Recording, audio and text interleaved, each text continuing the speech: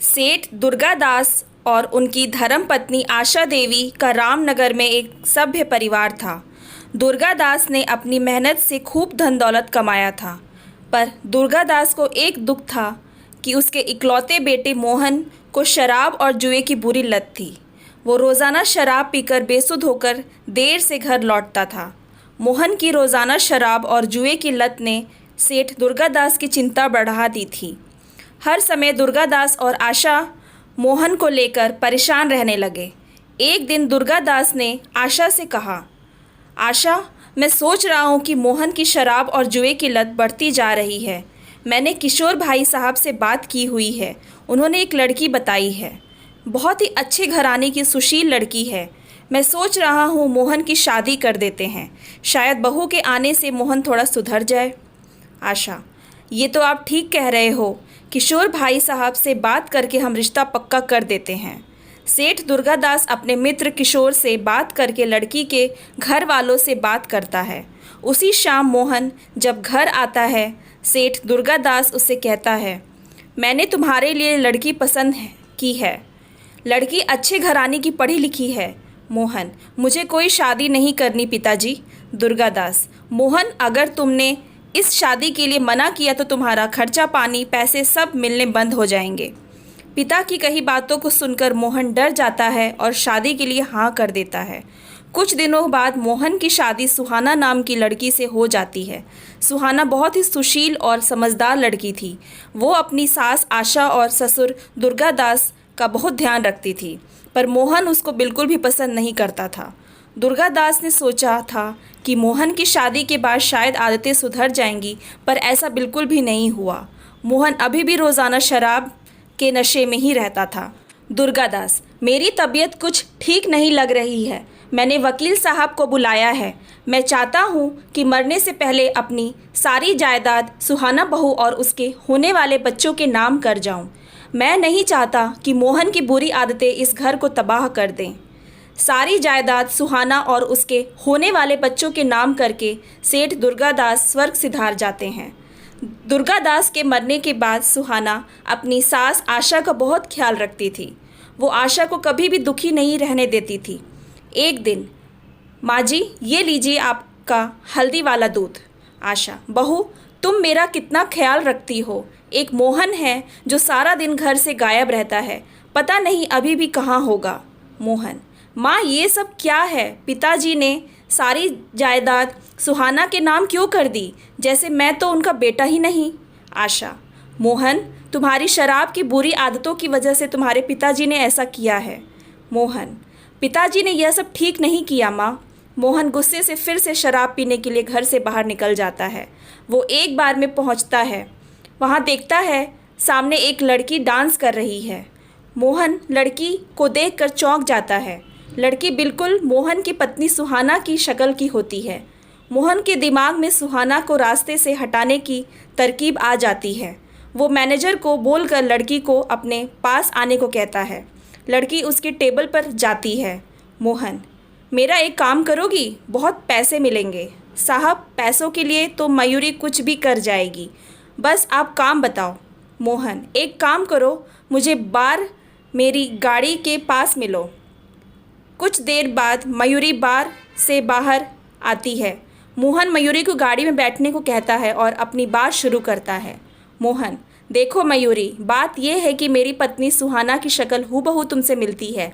मेरे पिता ने मरने से पहले मेरी सारी जायदाद उसके और उसके होने वाले बच्चे के नाम कर दी थी। अब मैं अपने पिता के मरने के बाद पाई पाई को तरस रहा हूँ। मैंने जब तुम्हें देखा तो मुझे लगा कि तुम इस मुसीबत से मुझे छुटकारा दिलवा सकती हो। मयूरी, तो मैं कैसे तुम्हारी मदद कर सकती हूँ साहब? मोहन, मयूरी, मैं अपनी पत्नी को हमेशा हमेशा के लिए इस दुनिया से विदा कर दूँगा। उसके बाद तुम सुहाना की जगह मेरे घर में मेरी बीवी बनकर आओगी। तुम्हें देखकर माँ भी नहीं पहचान पाएंगी कि असली बीवी तुम नहीं हो। मैं तुम्हें 1-2 दिन में लेने आऊँगा, फिर हमारा खेल शुरू होगा। तुम जायदाद के कागजात पर नकली साइन करके सारी जायदाद मेरे नाम कर दोगी। मैं तुम्हें तुम्हारे हिस्से के पैसे दे दूंगा। उसके बाद तुम अपने रास्ते और मैं अपने रास्ते। मोहन मयूरी से बात करके घर चला जाता है। उसे पता था कि उसके आगे क्या करना है। मोहन, सुहाना, तुम पिताजी के जाने के बाद कब से घर की जिम्मेदारियों को पूरा करने में लगी हो। मैंने सोचा हम हनीमून पर भी नहीं गए तो अब हो आते हैं। तुम पैकिंग कर लो, कल की टिकट है। सुहाना, पर माँ जी को अकेला छोड़कर हम कैसे जा सकते हैं। आशा, बहू मुझे पता है तुम मेरा ख्याल रखती हो, पर मोहन का भी तो तुम्हारे लिए कुछ फ़र्ज़ बनता है, और ये तुम्हें घूमने ले जा रहा है तो मुझे बड़ी खुशी होगी। तुम दोनों हमेशा खुश रहो मेरे बच्चों। मोहन सुहाना को गोवा ले जाता है। वह एक जहाज किराए पर लेता है और मौका देकर मोहन, सुहाना देखो वो मछली कितनी सुंदर है। सुहाना, कहाँ है, मुझे तो दिखाई नहीं दे रही। मोहन, अरे थोड़ा नीचे देखो। सुहाना, मोहन बचाओ, मैं डूब जाऊंगी। मोहन सुहाना को समुद्र में धक्का दे देता है। सुहाना बचाओ बचाओ चिल्लाती रहती है, पर वो उसकी आवाज़ को अनसुना करके चला जाता है और गोवा से सीधा वापस रामनगर आ जाता है। फिर वह मयूरी के घर जाता है। मोहन, अब तुम्हारे नाटक का वक्त आ गया है, मेरे साथ चलो। मोहन मयूरी को सुहाना बनाकर घर पहुंचता है। सुहाना बिना आशा के पैर छुए मोहन के साथ कमरे में चली जाती है। आशा को अजीब लगता है, पर दोनों को एक साथ खुश देखकर वो कुछ नहीं बोलती। एक दिन, आशा, ये आजकल सुहाना बहू को क्या हो गया है। जब से गोवा से आई है कुछ बदली बदली सी है। न पूजा पाठ करती है, न चाय नाश्ता बनाती है, हमेशा अपने कमरे में ही रहती है। एक बार पूछ कर आती हूँ, शायद तबीयत ठीक ना हो। आशा, सुहाना बहू आजकल बड़ी देर तक सोती हो, तबीयत तो ठीक है तुम्हारी। मयूरी, ए बुढ़िया मेरी नींद खराब मत कर, मैं बिल्कुल ठीक हूँ और जल्दी उठूँ या देर तक सोऊँ तेरे बाप का क्या जाता है। यहाँ से जा और मुझे सोने दे। आशा कमरे में रोती हुई बाहर आ जाती है। उसे यकीन नहीं होता कि सुहाना इतनी कैसे बदल गई। मोहन कई बार मयूरी को जायदाद के कागजात पर नकली साइन करने की बात कह रहा था, पर वो बार बार टाल देती थी। एक दिन, मोहन, मयूरी मैं कितने दिनों से तुम्हें बोल रहा हूँ कागजात पर साइन कर दो, पर तुम इतने दिनों से टाल रही हो।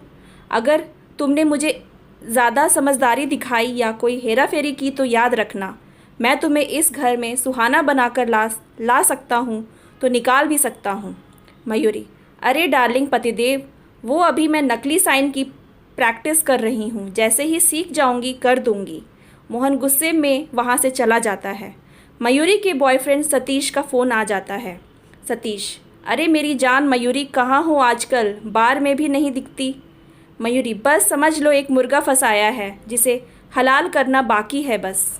मयूरी सतीश को सारी बात बताती है और शराब पीने के लिए घर आने को कहती है। कुछ ही देर में सतीश अपने कुछ दोस्तों के साथ मोहन के घर आ जाता है। मयूरी सतीश और उसके दोस्तों के साथ शराब और सिगरेट का नशा करने लगती है। इतनी देर में आशा आ जाती है और वह मयूरी से कहती है, सुहाना बहू ये सब क्या चल रहा है और ये लोग कौन हैं? तुम इन गुंडों लोगों के साथ बैठकर शराब और सिगरेट पी रही हो, तुम्हें शर्म नहीं आती? इस घर की बहू होकर तुम ये हरकत कर रही हो। आने दो मोहन को ज़रा। मयूरी, बुढ़िया तू क्या बताएगी अपने बेटे को, वो खुद ही गलत है। और मेरे दोस्तों को तूने गुंडा बोला, तुझे तो मैं अभी बताती हूँ। मोहन, मयूरी तुमने मेरी माँ पर हाथ उठाया, मैं तुम्हें ज़िंदा नहीं छोड़ूंगा, निकल जा मेरे घर से। मयूरी, तुम्हें शायद कोई गलत फहमी हो रही है मिस्टर मोहन, ये घर तो कब का मेरे नाम हो चुका है, यानी कि सुहाना के नाम। निकलोगे तो अब तुम दोनों माँ और बेटे। सतीश, इन्हें ज़िंदा मत छोड़ो मयूरी, इन दोनों माँ बेटों को जान से मारना ही ठीक रहेगा। जिंदा रहकर ये हमारे लिए खतरा बन सकते हैं। मैं इन लोगों को साथ ले जाकर दोनों माँ बेटों को खाई से नीचे फेंक देता हूँ। इनकी लाश को पुलिस के कुत्ते भी नहीं ढूंढ पाएंगे। मयूरी, हाँ ये ठीक रहेगा, इन दोनों को मारना ही सही है। आशा, मोहन ये सब क्या है? मोहन, माँ ये मयूरी है। आशा, तो मेरी बहू सुहाना कहाँ है? मेरी बहू सुहाना कहाँ चली गई? मयूरी, तुम्हारी बहू सुहाना को तो तुम्हारा बेटा कब का जान से मार कर आ चुका है, गोवा में इसने उसे समुद्र में फेंक दिया था। आशा, मोहन तुझे बेटा कहने में मुझे शर्म आती है, मैंने तुझे अपनी कोख से जन्म दिया है, तू मेरा बेटा कहलाने के लायक नहीं है। आशा रोने लगती है। सतीश और उसके साथी आशा और मोहन को पकड़कर ले जाने लगते हैं, तभी पुलिस आ जाती है। इंस्पेक्टर, गिरफ्तार कर लो इन लोगों को। इंस्पेक्टर, सुहाना जी आपको डरने की कोई ज़रूरत नहीं है, हमने इस नकली बीवी को पकड़ लिया है। आशा, सुहाना मेरी बहू, तुम जिंदा हो, ईश्वर की लाख लाख शुक्र है। सुहाना, माँ जी, कुछ मछुआरों ने मेरी जान बचाई और मैं जैसे तैसे यहाँ पहुँची, पर मैंने जब मयूरी को मेरी जगह यहाँ देखा तो मैं सीधा पुलिस के पास मदद के लिए गई और इन्हें सारी बात बताई। इंस्पेक्टर, मोहन जी, आपको भी हमारे साथ पुलिस स्टेशन चलना होगा। सुहाना, नहीं इंस्पेक्टर साहब, जहाज़ पर मेरा पैर खुद फिसल गया था, इसमें मोहन की कोई गलती नहीं है। आपने मेरी इतनी मदद की, उसके लिए शुक्रिया। आप इन लोगों को ले जा सकते हैं। पुलिस मयूरी और सतीश को गिरफ्तार कर लेती है। आशा मोहन से कहती है, देख मोहन, आज अगर सुहाना तुम्हारी मदद ना करती तो सब कुछ बर्बाद हो जाता, हमारी जान भी चली जाती और तुमने इसे जान से मारना चाहा।